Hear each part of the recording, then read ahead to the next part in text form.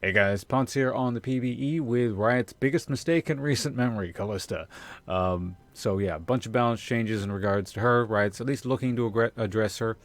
Um, we'll talk about sort of the implications of that later. But as I usually do, as you can see on screen, the balance changes are up in Notepad above my head somewhere up there. You can read those at your own leisure. But yeah, let's start with the base stats. They've actually buffed those. That's actually sort of probably in compensation to some stuff you're about to see in a minute. But yeah, her base auto attack damage at level 1 is slightly increased. Her AD per level is slightly increased. And if I've done my math correctly, that should add up to an additional 8.5 total or extra attack damage at level 18. Not the biggest thing in the world, but, buff's a buff. So next, this is kind of where the big nerf is for her. Martial Poise now has this new thing on it, so you can go here. Deals only 90% of your total attack damage.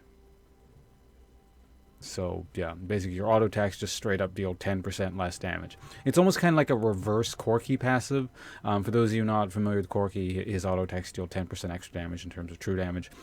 So, ignore the true damage part, but yeah, it's basically a reverse Corki thing. Corki deals extra damage, Kalista deals less damage. Of course, you can still, dash around and all that fun stuff. Next, this is kind of a little weird thing. This isn't really the important part, I don't think, but you can't use her Q when you mid-dash anymore. So, you can auto-attack and then, Q, but, when you're dashing around like this, you're using the passive thing. Let's wait for the cooldown. So I'm dashing. As you can see, you can't Q mid-dash. She waited until, because I pressed it multiple times, you had to wait till the actual animation was over. All right. Next is probably one of the more important things here. The rend has been changed significantly. Well, not massively, I suppose, but basically, old rend used to be that each additional sphere used to deal a very specific amount of damage and used to have scaling total AD bonus on it. Now they've just said basically rend deals 50% of the base damage of the initial spear. For every subsequent spear you land into the person. So just to kind of explain in sort of more detail, because it's a bit difficult to wrap your head around.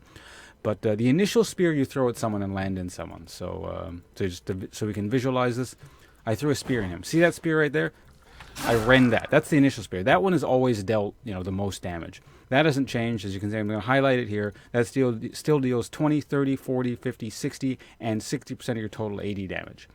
Now, the old version of this used to just basically give you a flat amount of less damage, and then it had scaling AD on it. It would start at 20% and go up to 30%. The new version, which I'm highlighting right here, basically says that rend will deal, and every subsequent spear will deal 50% of the damage of the original spear. So just sort of an extra damage. So you can kind of see how it compares. It's still very close. Old version went 10, 14, 19, 25, 32. New version deals 10, 15, 20, 25, 30 per extra spear.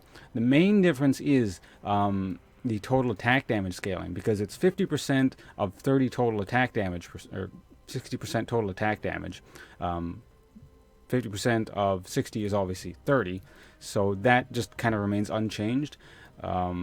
So I don't really know why they did that, but yeah, the attack damage bonus on rend no longer scales. So it's essentially rend is better at pretty much all ranks, well, at all ranks, except for max rank, where total attack damage bonus evens out, and it deals 2 less damage, which is essentially nothing. So, I mean, I wouldn't even think about that. That's just kind of meaningless. So, essentially a rend buff. Now, what that means in terms of what you put, skill points into first, I don't really know. I mean, maybe you might consider putting points into Pierce, because Pierce is actually a really good skill, if you can land it effectively, and you're not in a position to continue to reset the rend thing. Since, you just put 1 point into rend at this point, and you have the total attack damage scaling right off the bat. Now, again, I'm not saying, you'd want to do that. I'm just kind of thinking out loud here. Now, sort of whether or not this balances Kalista at all in general. Now, you might note from my tone at the beginning of this video, I don't like Kalista from a balance perspective at all. I think she's kind of ridiculous. She has stupid amounts of mobility. She had a long-range poke in the Q. She has an infinitely scaling, basically exploding rend thing, which if you're targeting neutral mobs, basically kind of, it almost feels like it invalidates the jungler half the time. He said, why bother with a smite? We've got a Kalista on our team kind of thing. He's got percent damage on the W. Oh, I should probably mention that. There's a weird thing with her tooltip. I'm not sure if they actually took out the max damage it deals versus minions and monsters. I'm assuming that's just like they took it out of the tooltip, but it still has a cap damage versus neutral monsters. Simply because if they didn't, that would be stupid. I mean, 20% on versus Baron or something. Teams with Kalista on them don't need extra help doing Baron.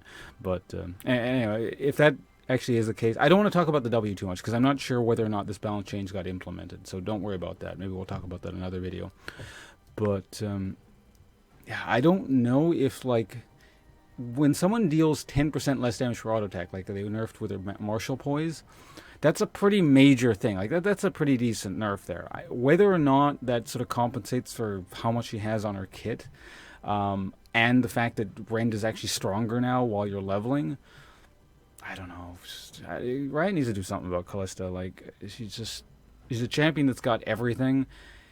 And here's the kicker, which makes it worse. Is she's kind of like in the grand scheme of things a difficult champion to play. Like I know she requires a lot of practice.